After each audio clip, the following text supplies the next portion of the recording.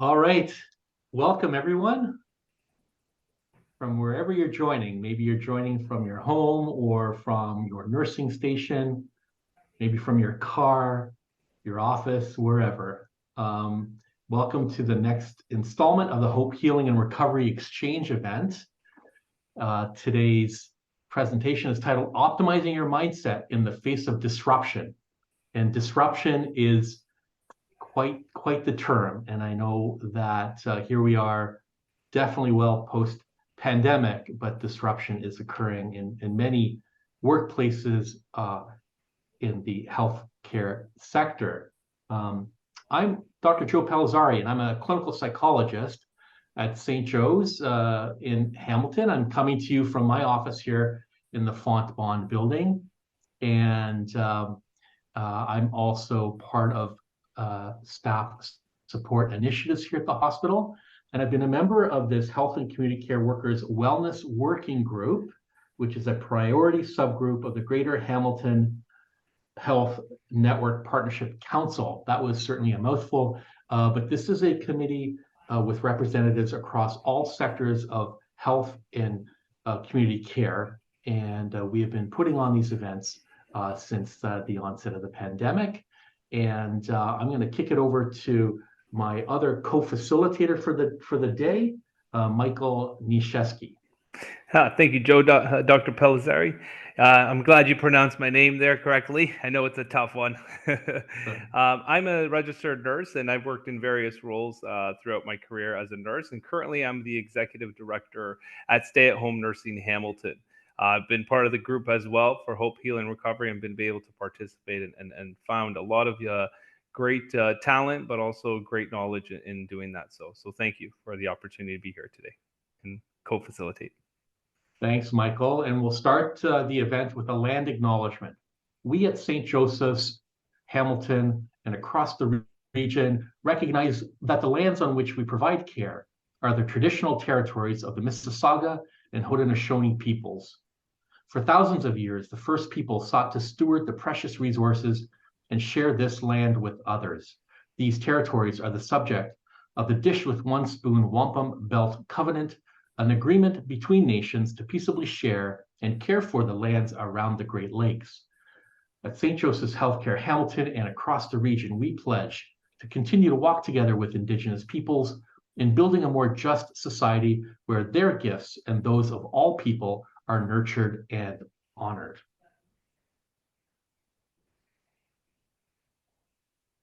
So welcome, everyone. Just a little brief synopsis of what's going to happen today. Participants, you will be muted, so you won't be able to talk. This event will be recorded for future, and we will be sharing it after. The chat box will be available during the Q&A portion of the event, and a list of resources and a link to the YouTube recording will be shared by email post after.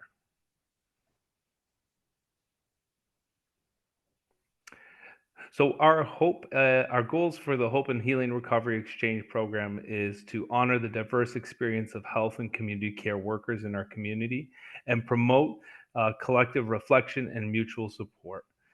We'd like to hear personal stories of overcoming challenges and reflection from others. That way we can increase awareness and of available resources for you guys to be able to do your jobs amazingly well, as most of you already do.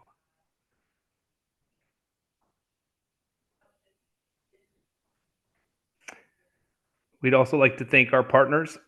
Some of those partners are included, as you can see in this diagram here, in this picture. So thank you for all the partners who've teamed up with us to help us make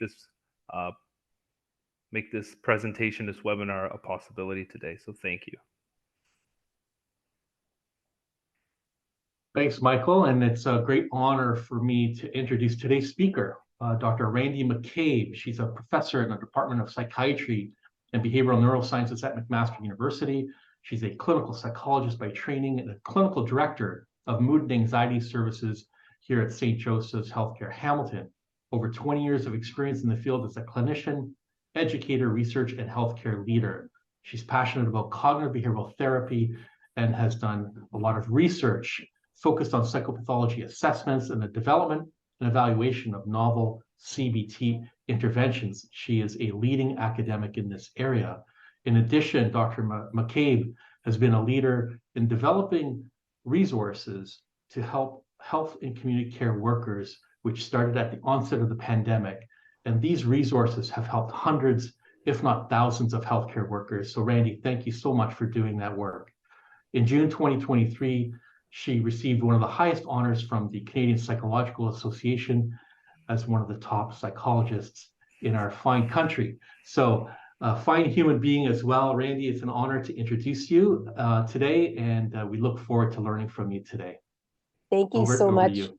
Thank you, Joe. And Michael, you can hear me okay? Great. Okay, perfect. Well, it's a pleasure to be here and to speak to you all today on the topic of optimizing your mindset in the face of disruption. And as Joe mentioned, if we know anything for sure, it's that things are going to change. And really, since the pandemic, disruption has become the norm across many sectors, not just in our work life, but at our home and pretty much everywhere. And so really, this talk is about how to optimize your response to disruption with a focus on your mindset so that you feel more effective and in control when everything may be changing around you. And I practice this stuff daily. So I'm going to be using lots of personal examples and my humor as I go through. I'm just recovering from a cold, so bear with me, please. I hope I maintain my voice throughout this talk. There you go. There's a disruption. So moving on. Disruption. It's an event, an activity, or a process that does not go as planned. We all know it so well. Here's a picture of me on my trip to see Mount Fuji in Japan. I'm in a little town called Hakone, and I paid a lot of money that I saved up for the trip of a lifetime to have the scenic views. That there was 4 segments of scenic views in this trip. One was a train ride, then there was this tram up a mountain, then here's the gondola ride, and it pinnacled with a boat ride across the lake where you see all along beautiful views of Mount Fuji. And this is my experience. I really couldn't see anything. I couldn't even see a tree. So talk about disruption. I love this picture because it really just sums up 2 days in this beautiful place where, you know, our trip was really disruptive of what we were supposed to be focused on. But really the pandemic, and we've all experienced in all our different workplaces, you know, that we're representing in this talk today, lots of disruption. And we know from research done on people in the COVID-19 pandemic that disruption affects people differently depending on their career stages. So disruption can cause stress, burnout, which can include feelings of exhaustion and in job disengagement, and job satisfaction can also vary with career stage. So we know that exhaustion affected all career stages, but was most significant for those in the mid-career. Interestingly, people in the early career were more likely to disengage and just leave. The mid-career people kind of hung in there, but then were very exhausted. And disengagement may precede exhaustion. And so what we know from that research is that disruption is a predictor of stress, negatively influenced people's ability to engage in their work, and also negatively impacted their job satisfaction. But interestingly, the more people felt they had some autonomy or some control in their job, that positively influenced well-being. In addition, where you work and your organizational support that you felt actually mitigated all those negative impacts. So the employment, an employer actually has a big impact to reduce burnout, disengagement, and exhaustion by helping people feel supported. Okay, so why is disruption problematic? Well, it causes stress. And what is stress? Stress is the normal brain and body response to situational pressures or challenges. Stress is actually good.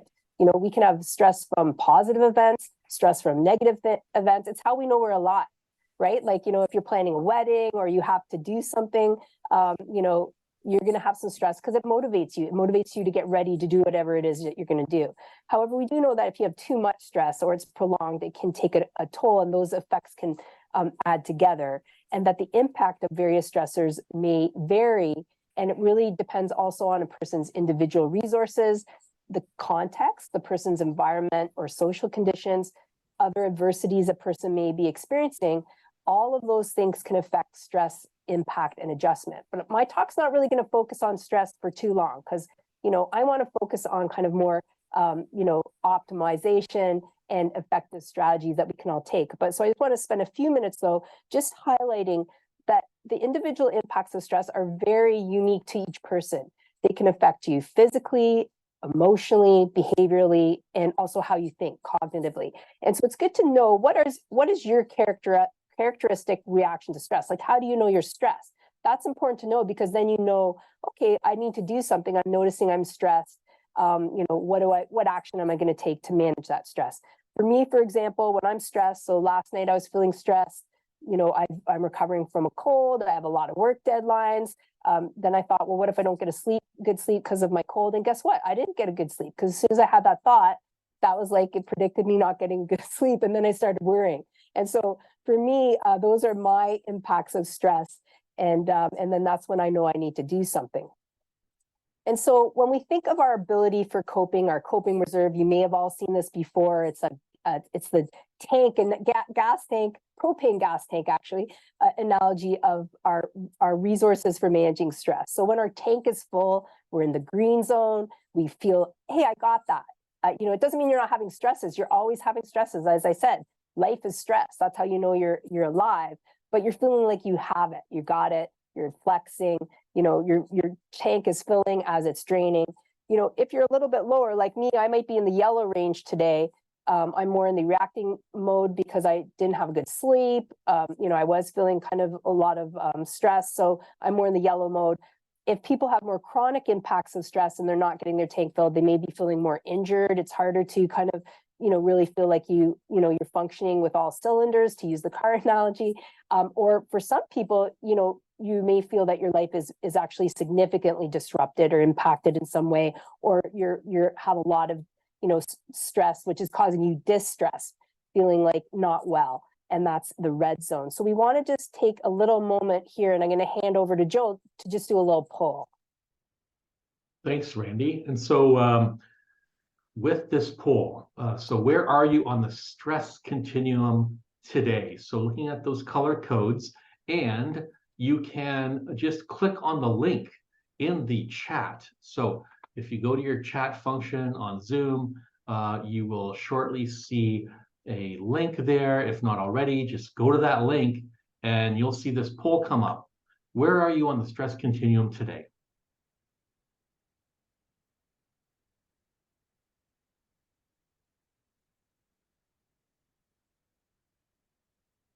Oh, it is not a Slido poll. Sorry about that. You can just vote here. Okay, so you just click on these buttons here, okay? Sorry about that. You don't have to go to Slido. Thank you, Shilpi.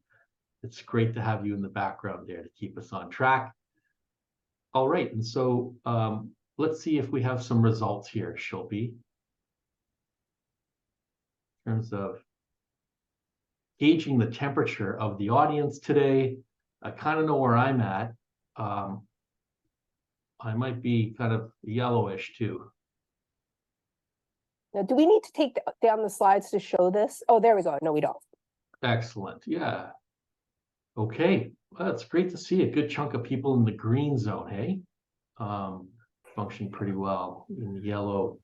And then importantly, some people are kind of in the orange and red. Any surprises here, Michael? I was just about to say that, you know what, I'm feeling a little yellow as well today, but that's just a normal reaction for me when we're in front of so many people doing a wonderful webinar.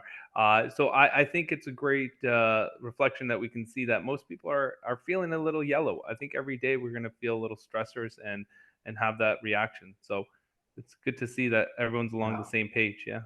And kind of like that 20% are kind of in this orange red. And so really being mindful of that and trying to, kind of pay attention to the things that could keep you well in your workplaces and in your jobs. Back to you, Randy. Thank you.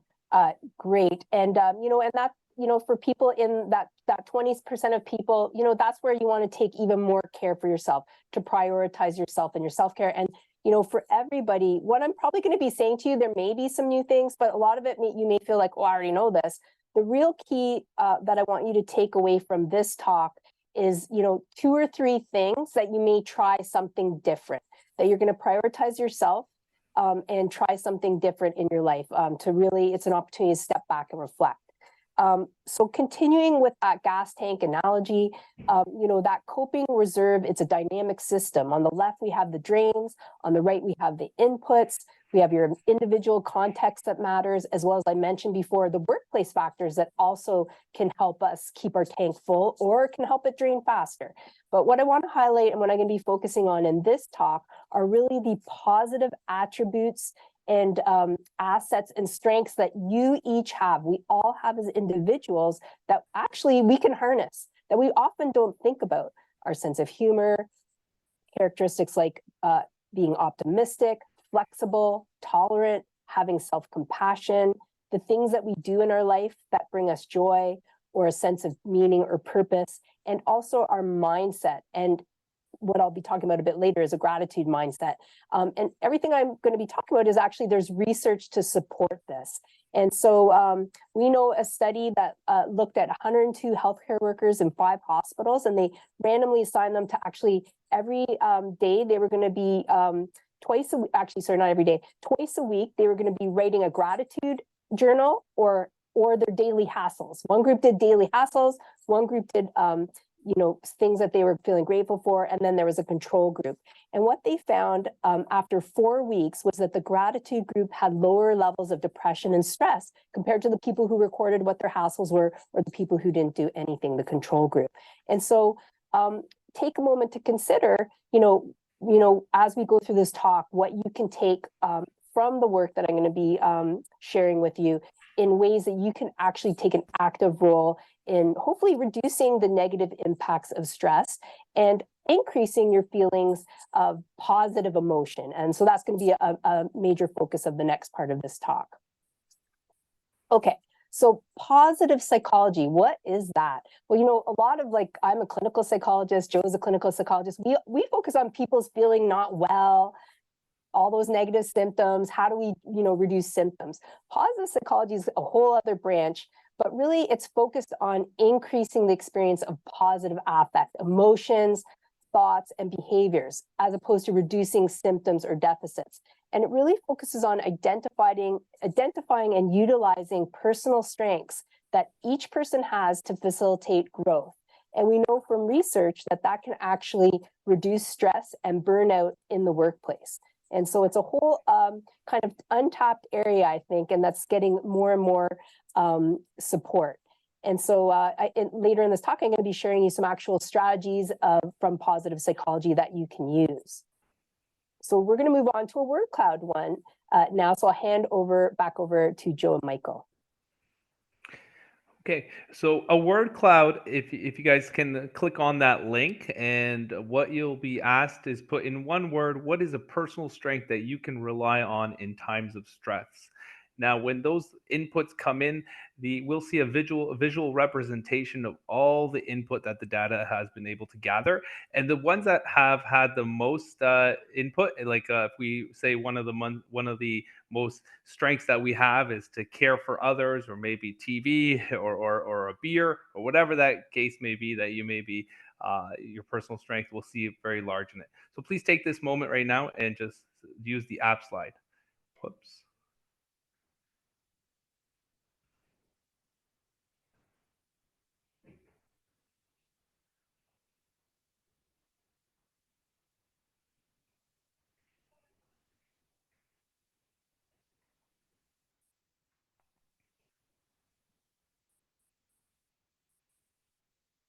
So in real time, it's really interesting to see this develop. Mm-hmm. And you'll see a range of responses here around personal strengths. And the more frequently something is said, the larger the word is. So you'll see humor is kind of emerging as a really strong personal strength in the group. So you see a number of responses like support from friends, social network is tremendously important. Our senses of connection, We see faith in there. We see family in there. And we also see a range of practices like breathing. We see practices such as yoga, watching TV and taking some time to enjoy some good programming, spending time with my dog. Amazing. Exercise. Seems like a leading one is exercise. Mm-hmm.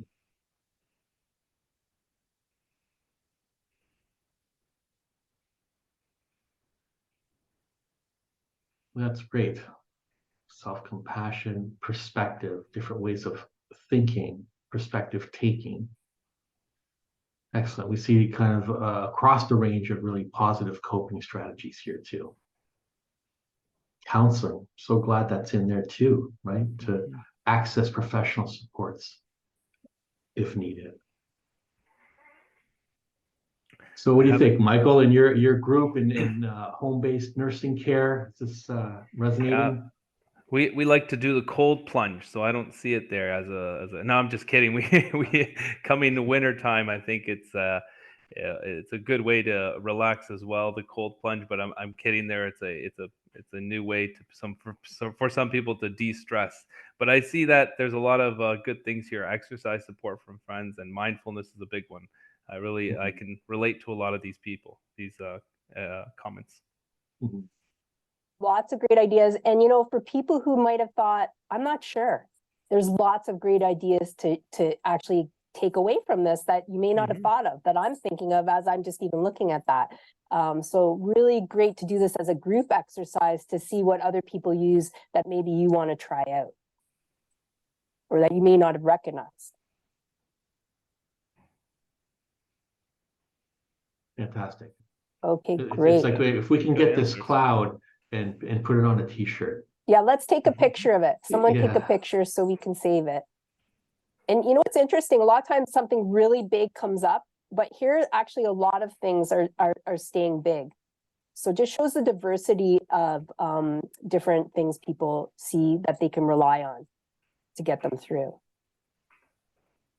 Thanks everybody for responding. All right, so we're going to take that down and I will share my screen again. Sorry, I opened the wrong thing. Just take me 1 second here to share this again. Okay, here we go. And of course, I'm on the wrong slide, so I'm going to go down here. Aha. Okay. So there we go. Back to Japan. Back to me in this gondola where we couldn't see. It was like pea soup. How do you take control in the face of disruption when it's not going your way? Well, we can't control what happens to us, but we absolutely can control 100% how we choose to respond. Notice how I say choose, because often our automatic response wasn't a choice. We have natural patterns of responding that actually may not be helpful, right? Or there may be normal reactions, like I was feeling disappointed. I was like, geez, I was kind of bummed about all the money I just spent on this whole extravaganza where I couldn't literally see even a tree. But, then you can, what I did in that situation is how do we shift gears here after normal disappointment and really disbelief at our bad luck? Although you should know if you ever go on this trip, they say don't, it's often that this happens, not quite to these conditions where you actually couldn't see a tree, but it's quite often you don't see Mount Fuji. But anyways, then we focused on what are all the good parts of this? Well, guess what? No one was there. We were by ourselves. There's less lineups. There was really great food, and there's lots of other aspects of this experience that we could focus on, especially, just being together as family. So that's where, it turned out great, despite that. And it was a reason to go back. So that's exciting too. I want to go back. So turning to resilience, and you can see these trees here, they're kind of bending. These are real trees. I just took a picture of on a walk to show, how they bend in response to their stress, which was for them, obviously, chronic wind, being in an open field with chronic wind. So resilience for us as humans is the dynamic process of really coping through challenges like wind. Some winds are small breezes and some are, hurricanes. And so how do we manage through those winds is we need to flex and adapt. The more we don't flex and adapt, then the more difficult that it becomes. Now, sometimes for some people, being flexible and adapting is easier than for other people because certain personality characteristics, some people may be more perfectionistic or like things a certain way. That can make it harder, but it doesn't mean that it's impossible. The good news is that the resources and skills associated with being able to be resilient and adapt to those challenges, they actually can be developed in practice. They're actually skills. So although for some people it may come easier than others, you can build your resilience by working on these strategies that we're going to be talking about in this next part of the talk. And so basic self-care, everyone knows that. I'm not going to spend time. You know what that is. Healthy coping, you're probably very well, aware of what is healthy coping, what is not healthy coping, like drinking too much, not healthy coping, exercise. We saw a lot of healthy coping strategies actually on that word cloud. Engaging social supports, we also saw a lot of that in that word cloud. So you guys know all that part. But the thing I'm going to be focusing on now is our mindset and what that is. Okay, well, mindset is the way you view the world. Some people have described it as it's your personal philosophy. You may have not thought about it, and you may not have even evaluated, do I want this philosophy for viewing the world? But there's the opportunity to do so. And that's called metacognition. We're going to get to that in a moment. But it's how you approach the world and the beliefs that you have that may have developed through your experiences growing up, that belief system in which you filter events that happen and how you respond. And so it may incorporate your values, your history, your culture, your personality, your mood, your sense of humor, all of these aspects. And so there's things that happen to you, the situation, and it filters through your mindset to determine that emotional response and the behavioral response as well. So let's consider some examples. Here are two people. This is on a trip to Norway with two of my friends. Okay, there's a big mountain with a glacier at the top we're going to hike. One person saying, this is impossible, I can't do this. And the other one saying, let's get started one step at a time. So when we focus on shifting mindset, we're really encouraging adaptation to challenge. This is certainly a challenge. Consider the emotional impacts of either of these mindset. The person thinking, oh, how am I going to get up there? This is impossible. I can't do this. And the other one's, well, let's just get going and do it one step at a time. So who's going to enjoy this process more if they do it at all? Okay, if they do it at all. So just an illustration to think that how you think directly impacts how you feel and how you're going to enjoy that experience. Here's another one, bad weather or bad clothes. This is my trip back to Japan. Okay, this was a real life picture. This is me in Tokyo on a full day, 8-hour guided tour in pouring rain with shoes that weren't waterproof. That within like 10 minutes, I was walking in soakers for 8 hours. I love using myself as an example. And, I was like, what part of this trip, involved waiting outside for half an hour, to have the best ramen soup, that I've ever had in my life, but it was in the rain. So, you're drenched like a cat. But really, if you think it's bad weather, you're feeling disappointed, feeling like, oh, this is the worst day for this tour. Some people may not have left the hotel room. They'd be like, oh, I'm not going out in this rain. And then they're not going to explore and enjoy it. Well, we were only there a limited time. This guide was booked. So it's bad weather. Not bad weather, sorry, it's bad clothes. So how do we be prepared so that we don't let anything stop us from enjoying it? So, for me, that was like, okay, I need to go find some waterproof shoes. I need a big umbrella that comes halfway down my body so that the rain's not impacting me. And then I can enjoy the experience regardless of the weather. And, that's true too here when we're in the winter and people tend to hibernate. If we get better equipped to go outside and be outside, we can really enjoy it instead of not experiencing things. And that can have a real significant impact on how we feel. Okay, so going back to how we think about our thinking, that whole idea of your personal philosophy on life, that is called metacognition. And really, when you start to tap into your metacognition, you're becoming aware of your thoughts and your thinking and expectations you may have, assumptions you may have. And that is really important because most of us, including myself, 99% of the time, we're operating on autopilot. We don't stop and say, well, what am I thinking about this? If you were thinking about your thinking all the time, it would be hard to just live your life, right? But when do we want to think about our thinking? Well, you can use your emotions or your behaviors as a guide. So if you're feeling very upset, angry, down, frustrated, or if you're engaging in behaviors that are not helpful, like drinking too much, being irritable with people around you, things like that, you might want to take an opportunity to learn about yourself, of what's happening for you in the context of a specific situation by tapping into your thinking. And so here's an example. This is Denise. Denise is facing multiple deadlines at work. She has competing priorities and times in the day where she feels like she does not know what to focus her energy on because everything's coming at once. I know I can relate to that. Thoughts of her workload are increasingly interfering with her downtime, and she wakes up at night thinking about work and starts her day feeling low on energy because she really didn't sleep much. When she taps into her thoughts, I cannot keep up. I'm drowning. I'm ineffective. I'm going to burn out. So what emotions go with each of these thoughts? Because each thought you can think, oh, I know how you'd feel if you're having that thought. And so it's not surprising that Denise was feeling overwhelmed, stressed out, helpless, and hopeless. So now how do we help her to shift her awareness and shift her mindset? Well, the first step, these are the steps to shifting your mindset, is becoming aware of what it is. What are you thinking? So observing your thoughts. Once you know what your thoughts are, like Denise's, we have them out on paper, she can actually evaluate the content of each thought. Is this a thought true or not? Is this a helpful thought or way of thinking or approaching the situation? And then she can consider other ways of thinking or doing. And then ultimately choosing a different perspective, one that would work for her, and then choosing a different way to respond. So that may be easier said than done. So here's a list of questions that can help yourself. If you're in a situation, you notice you're feeling really down, it's, what is going on here?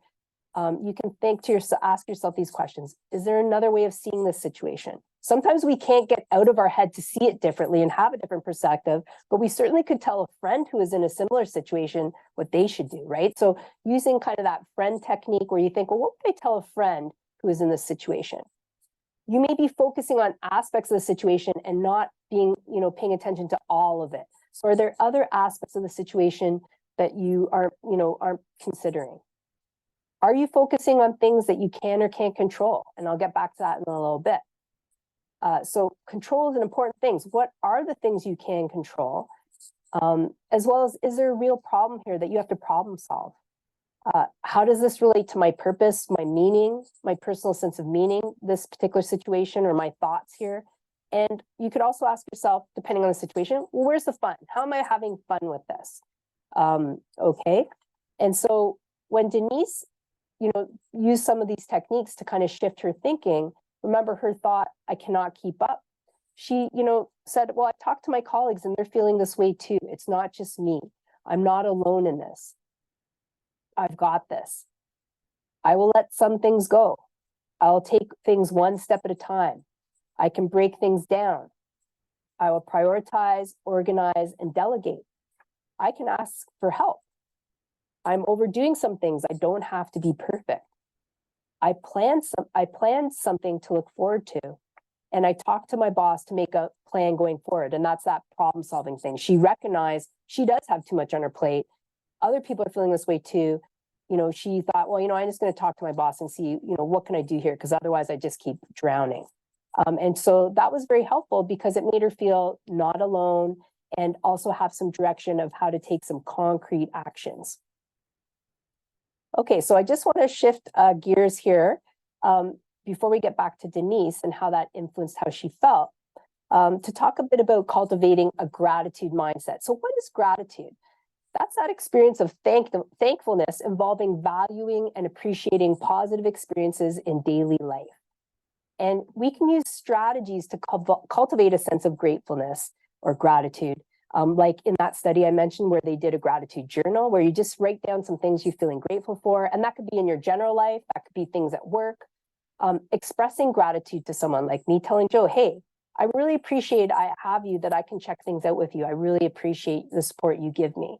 And just practicing gratitude like every day, that can make a big difference. Those strategies can help you feel better. And we know from research that actually engaging in that gratitude practice not only reduces feelings of depression and stress, it actually increases feelings of happiness. And at work, we can focus on various aspects of how, work things in your workplace actually, make you feel grateful. And I'll tell you a story. At first, during the pandemic, a lot of people I know were making bread, and I'm sure most of you weren't, because I know you're all in the same sector, and we were all working harder than we'd ever worked. And while other people were complaining on social media about being bored or where they could find yeast to make bread or baking supplies, because they're doing a lot of baking, and we saw that on the word cloud, me and a lot of people around here, we were making up testing COVID testing kits. One day I was spending a whole Sunday calling staff to come in and make vaccine appointments because we'd just gotten the vaccine. One day I was here watching like the first wave of older adults, very senior seniors coming in to get their vaccine. All on time that I wasn't with my family. People always say, oh, the pandemic was wonderful. I spent this wonderful time with my family. And I was like, well, I didn't. It was double time, right? But then, you could easily get resentful that, oh, well, I'm spending all this extra time, and I'm not getting to have these experiences. But what I found helpful is really shifting to think, wow, what a service that, I was being able to have that part of that experience of calling people to say, hey, you can come get your vaccine, or seeing people get the first vaccine, or making kits to help people keep them safe. So by shifting my mindset from first, my initial was like, oh, I had to cancel my Christmas vacation, to, oh, I'm doing something that's so important and so meaningful, and I'll be able to look back and say, hey, I did my part. And that was actually like, a service. That to me made me feel really good about it. And I was able to kind of, work through those feelings and get to a place that felt really good. And so that gratitude mindset really does help me do that. And because at St. Joe's, we have the origin story of the sisters, you may or may not know that story of the Sisters of St. Joseph's and how they really cared for people who no one else cared for. That to me is also, really helpful for thinking about how to be grateful for the opportunity to make the difference that we all get to do every day, probably in the different work that each of you do. Okay, so now we're going to move to another word cloud. So I'm going to hand over back to Joe and Michael. All right. Thanks, Randy. So this question here, what is one aspect of your work that you are grateful for? So kind of just hearing that presentation about a practice that you can engage in to kind of shift your mindset. Let's think about this. What is one aspect of your work that you are grateful for? And we'll see this word cloud kind of emerge and develop. Yeah, we have our first answer, storytelling. Good. Yeah, isn't that something, right? The narratives that we get to hear, the narratives that we get to be a part of in other people's lives. Yeah, we have another one, hearing client stories. Yes, supportive team. Work from home days. Yes, that was a lot of those days. Mm-hmm. And now with the pandemic being over, we do see that still continuing. Oh, I love seeing some of this around colleagues, supportive team, and great coworkers. Some of these sessions that I facilitate are really difficult, right? We know what the emotional tone can be in the difficult work that you do. And then at the end of that session, to hear people say, but I've got my team. I don't feel alone in this. And that shift and the gratitude toward that is really important to hear. Really good. I love to see that a lot of people rely, or not maybe rely, but have that sense of community, where we get a lot of source of gratitude and also our personal strength from the other word cloud that we did. Very good. It's kind of a mix of things, hey, like this kind of like these relational gratitude around these relational aspects, and also around ways of thinking. I see some of that in here around having a shared perspective. Really good. Commonality, yes. Good. Thank you so much for everyone for participating and giving us your different ideas. Good. Yeah, thanks everybody. We're a great team. Love to see that. Yeah, let's get a snapshot of that too. Great. I'm going to share back to where we were. Let's see. love seeing those things, really all, making a difference, right? A lot of being in this public service sector, we really, that can really fill us up. And I really want to point out that even during times when we're not doing well and we're stressed, having a lot of stress, we can, a word comes from positive psychology is flourish. We often talk about survive to thrive, but we can actually flourish by, tapping into these things that give us meaning, that fill us up, and that we are grateful for. So that's kind of where we're going to be moving into. So shifting your mindset is not easy. Here's the top of that mountain I showed earlier. We did get to the top. That's the glacier. And the one friend who's like most of the way through said, I can't do it, I can't do it, I can't do it, actually did it. So I was really proud of her. But shifting your mindset's not easy. It requires self-awareness, practice, and you don't have to do it all the time, but using those time points when you are feeling like, down or things are extra stressful, so that you can guide yourself when you need an adjustment. It's kind of like I liken it to off-roading. So when you're, driving on a road, it's really easy, it's really smooth. And in fact, in our brain, we have networks of neurons, and that's exactly what happens with thoughts. They go through, usual patterns. And so when we are actually engaging and shifting our mindset, which is a kind of like undergoing cognitive therapy, we have a lot of research that shows shifting your mindset changes the brain network activation pattern between the prefrontal cortex, which is the brain region that's responsible for higher level thinking, motivation, and emotional processing, and the limbic region, which is the brain region responsible for producing your emotional responses. So when you practice shifting your thinking and your mindset, you're actually changing up those patterns in your brain. So it is really like you're off-roading in this forest. And the more you keep off-roading and driving through, you will eventually make a new path, but it does take time and practice, but it's worth it. Okay, so I talked a bit earlier about where's your span of control.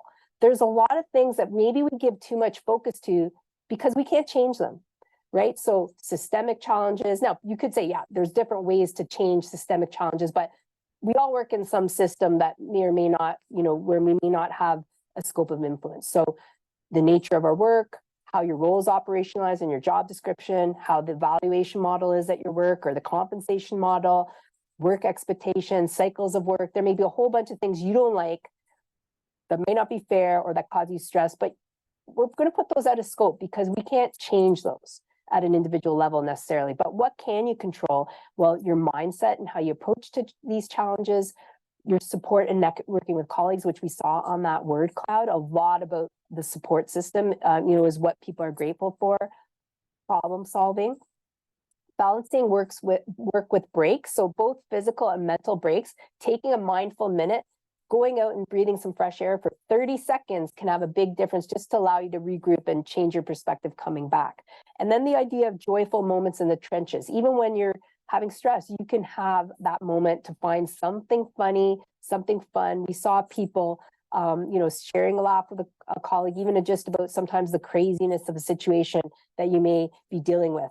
And when someone was writing what they're grateful for, I feel like somebody had put something about like the stories. And I often think at work, I think, boy, could I ever write a bestseller, and all the chapters of all the things that I've seen and, been involved in would make a really good book.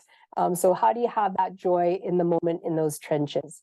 And so I want to wrap us up as we come into the home stretch of this talk before we move into questions, into this idea of savoring, another positive psychology idea. The idea of savoring, which, what is that? Okay, well, you think about savoring food, but it's also how do you experience something positive or joyful slowly so that you actually get as much joy out of it as possible. It's to delight in something. And I hadn't prior to like starting to get more into the research in positive psychology, really thought much about it, but it's intentionally attending to that present experience, because to savor, you have to be present. It's kind of like if you mindlessly eat something yummy in front of the TV, did you really enjoy it? But so that you can focus on whether it's internal or external stimuli that are really connected to that feeling of feeling good. Savoring can also be a strategy to generate, maintain, and enhance positive emotions. And you really focus on moments. I'll tell you one I did last night. So I told you yesterday, like I was feeling stressed. and I hadn't been feeling well. And then my son, who's been away at university, and I hadn't seen him since Thanksgiving, which was a really long stretch.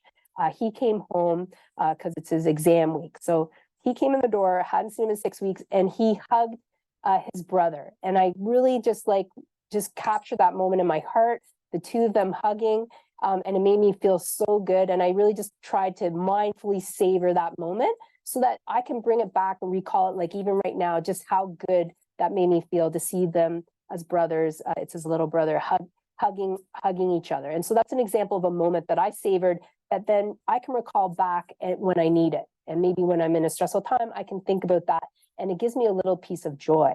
And so we know that from research that marshaling positive emotions when you are feeling, stressed, that can increase your resources for coping and also for thriving. It also broadens your mindset so that you can actually think about, potentially creative or other solutions that you might not have thought of, excuse me, when you're feeling, more in a negative frame of mind. So just something to consider and think about.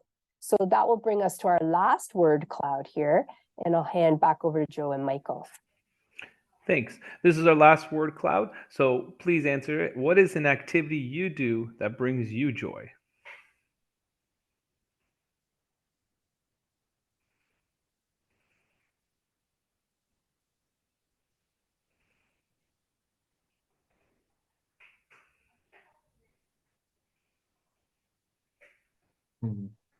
We see lots of good answers here. Running, nature walks, yoga, hiking. Snuggles with my dog. I like that one. What I really like here too is these are, orienting yourself to activities that bring you joy and pleasure, right? And so there's such a nice wide array of these, and we can lose sight of them, right? When we're dealing with the stress of our jobs, and so it does take some attention. And what I like about this presentation is these very practical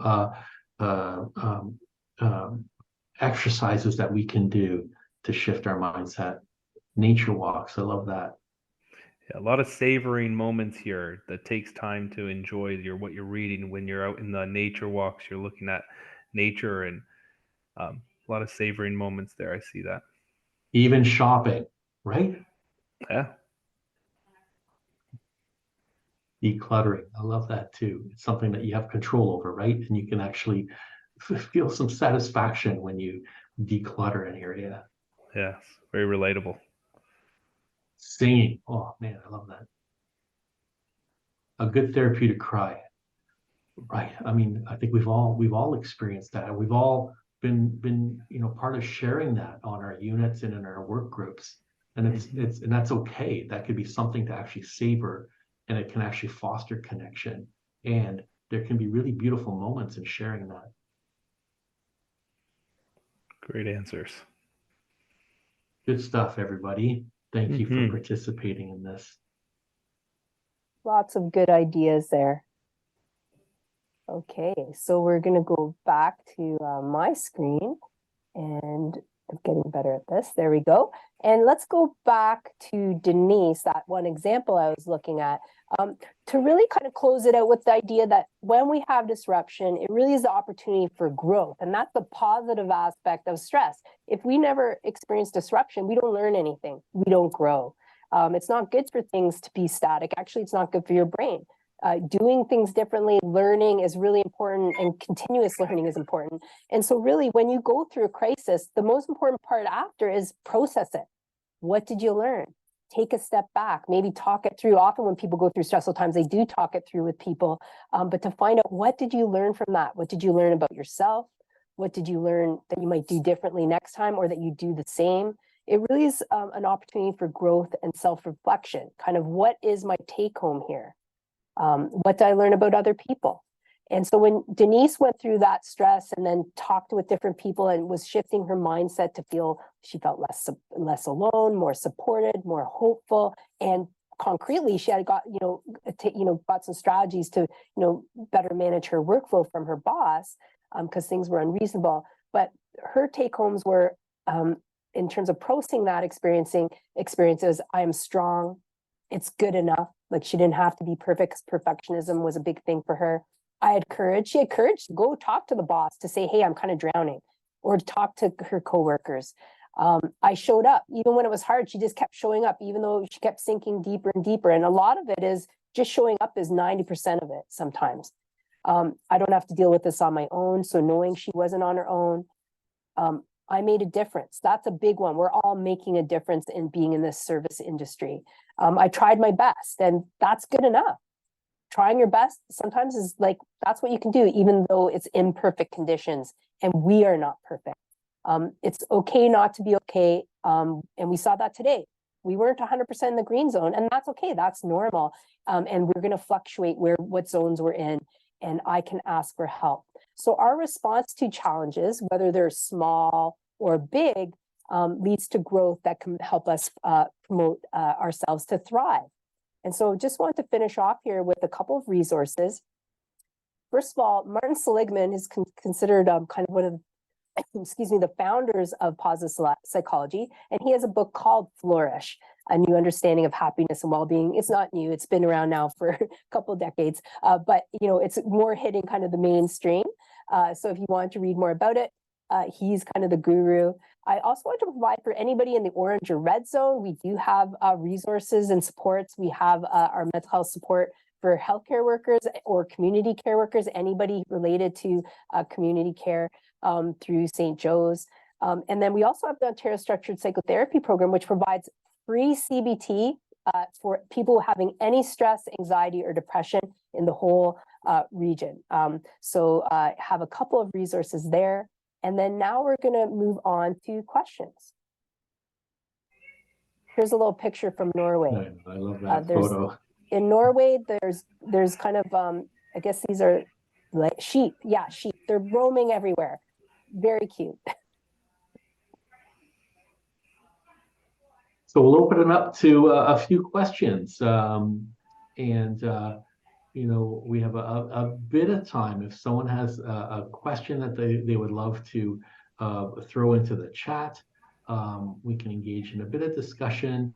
And please type your questions using the Q&A function. So down at the bottom of your screen on your Zoom, you'll see a Q&A.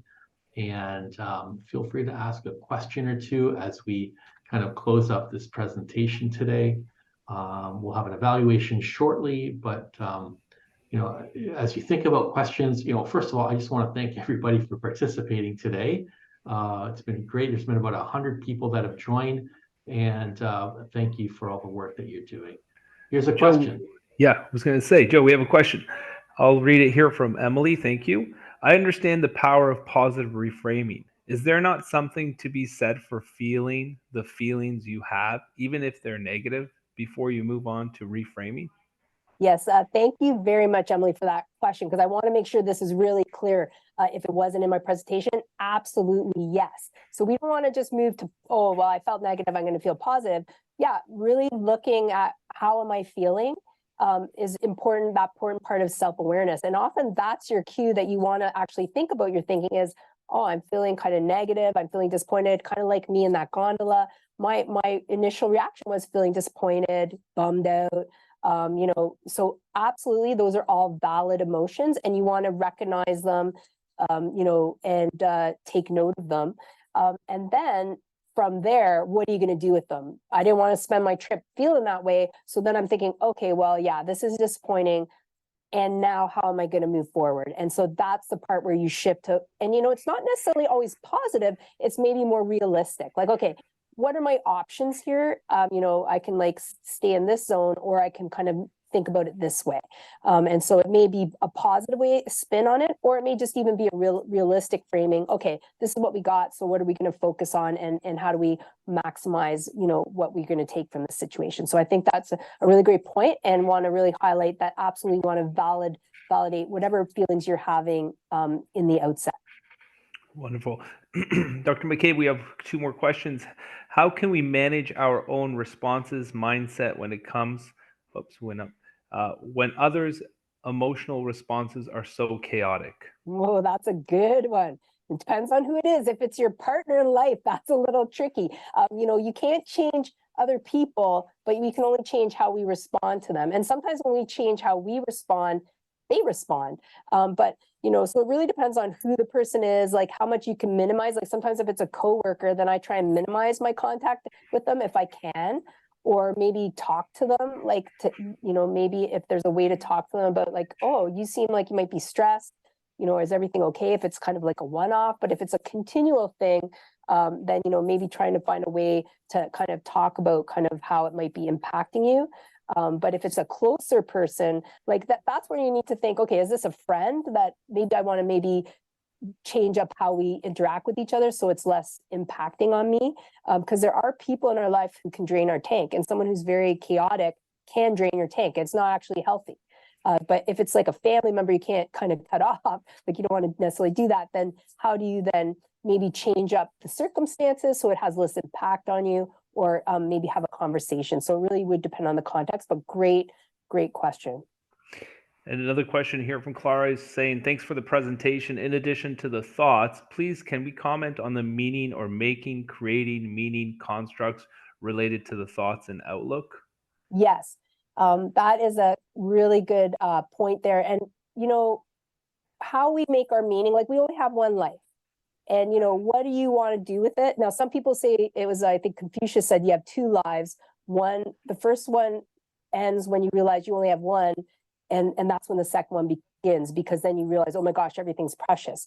But, the meaning if we're on automatic pilot and we're not really recognizing things that are important and thinking about how our behaviors are related and how we're living our life is in line with what's important to us and our values and what we want to, the impact or difference we want to be making in the world. All of those things are really important. And I think the pandemic gave everybody some time when we didn't know what was going on to think, wow, what's happening here? And it really did crystallize more, what's important to each of us, right? But then we get back into the busyness of things. So I think with your mindset, it really is an opportunity to step back and think.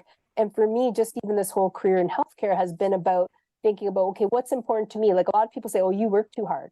And I'm like, well, if you like what you do or you feel it's meaningful, it actually doesn't feel like work.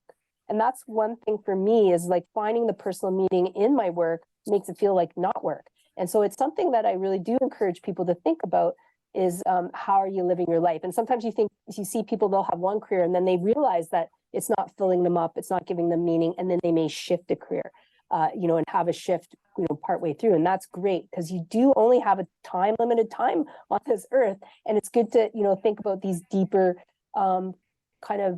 questions around what is important to you, what you want to be remembered for, what impact you want to have, the relationships you want to have, or how you want to spend your time on the earth. Very good. Last question. What is the role for community care and employer responsibility for taking care of staff going through stressful situations? Our culture is so self-focused that all our strategies often come back to self-care, while many people say their biggest supports are from community. How can we maximize this? Wow. Okay. There's a lot to unpack there. And, it's true. A lot of the times, we do say, okay, self-care is an important part. And obviously this talk is about empowering all of us to what is the agency we can take. But you did see on that one slide, the employer and the workplace culture can have a big impact. And I'm pretty sure most employers are looking at what they can be doing and, how they can be changing things up. I know these sessions actually are from employers, and agencies coming together to see how can we facilitate things, for staff, to provide a supportive community through, for example, this is just one example. But I think that,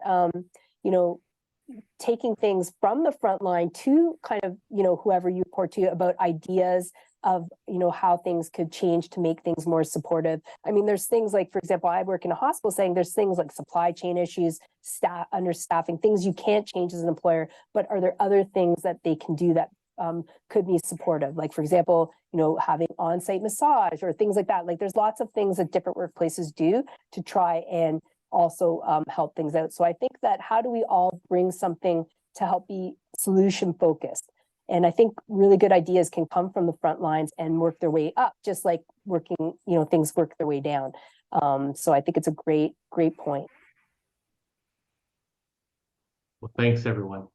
Fantastic questions, and really highlighting like the importance around shifting an orientation to this a different mindset, right? To think about optimizing this mindset and orienting ourselves to positive psychology practices can be helpful. So an important thing to potentially explore and to introduce into our well-being practices. So thanks everybody for participating. We're going to end with a participant survey.